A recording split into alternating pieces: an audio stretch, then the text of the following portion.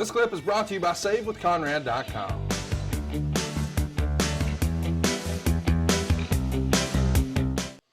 Rick was talking about the Gator Bowl, which is going to be on the 12th, obviously. And that was the night. By the way, the Gator Bowl 10 years later would be revamped into the stadium it is now. Home of the Jags, woo, represent. And so, but the Gator Bowl back then didn't have much of a crowd at all. I think I've told the story before, but this was one where Waylon worked. Waylon Jennings did the pregame. And we had, as you would normally have in Florida, late in the afternoon, a big bad thunderstorm come up. And it was pretty dark and thunder rumbling and lightning striking.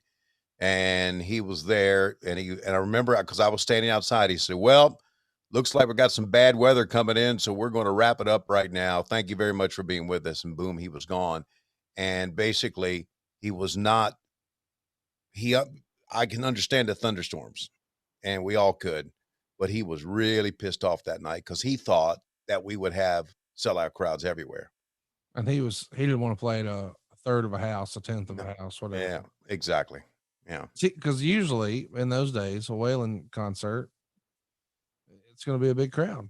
Yeah, it is. But we just, it just was not our place to have big crowds. And I also think that he was with us this is Rocky King and Ivan. He was with us in Memphis too, which was our worst crowd that I recall, because I went to all of them. So it was Gator, and then Flair on the commentary right there talked about the Holiday Inn, and Holiday Inn at the airport was where we stayed all the time.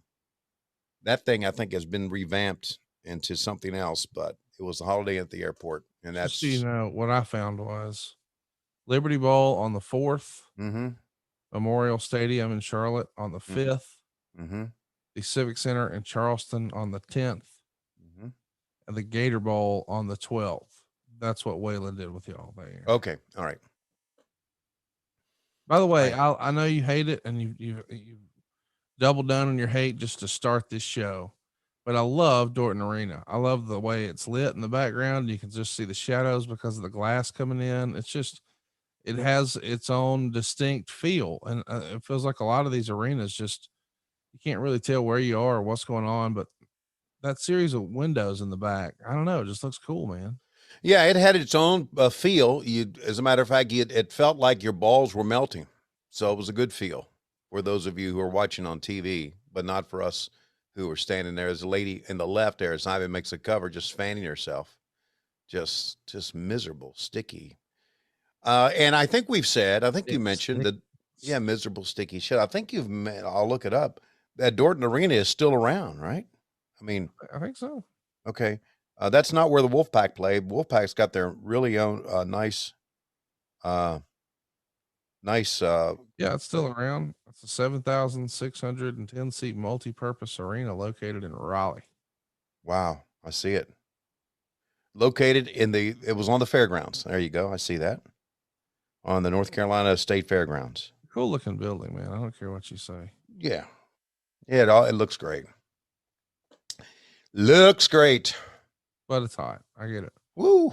Well, it was not only hot, it was like humid and By the way, I've been to the ECW arena, and it's hot and it's humid and it's yeah. Hey, it's all part of the charm of wrestling back in the 80s when you were 5 years old. Did you ever go to the Sportatorium in Dallas? Yeah. No. Never went to no, the one in Atlanta. You don't. No, wasn't there one in Tampa too? Yeah, but buddy, when people are talking about historic arenas, do they talk about no?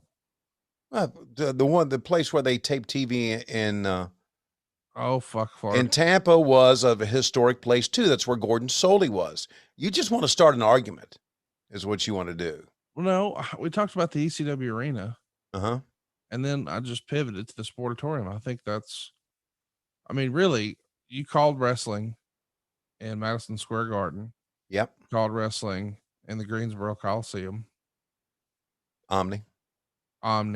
Mm-hmm. What are the other big buildings? Because you didn't call it an ECW arena or the Sportatorium. Boston Garden.